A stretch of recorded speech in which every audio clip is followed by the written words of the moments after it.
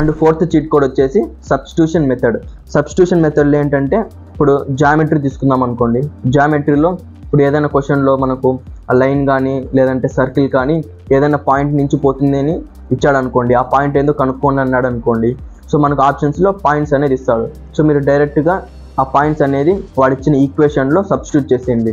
So ఏదైతే equation అనేది satisfy అవుతుందో అదే మీ ఆప్షన్, కరెక్ట్ ఆప్షన్. సో మీరు అలా జామెట్రీలో అయితే సబ్స్టిట్యూషన్ మెథడ్ అలా యూజ్ చేయొచ్చు.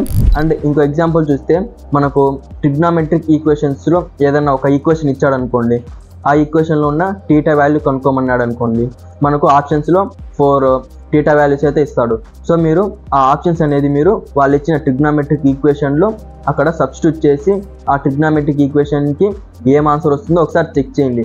ఒకవేళ మీకు ఇన్ఫినైట్ సో ఇలా ఏమైనా ఆప్షన్స్ వస్తుంటే మీకు ఆ ఆప్షన్ అనేది కరెక్ట్ కాదు, అంటే మనకు ఇన్ఫినైట్ లేదంటే అన్డిఫైన్డ్ ఇలా మనకు ఆన్సర్ వస్తుందంటే మన ఆప్షన్ అనేది కరెక్ట్ కాదు. సో మనము దాన్ని ఎలిమినేట్ చేసి మిగతా వాటికి వెళ్తాం.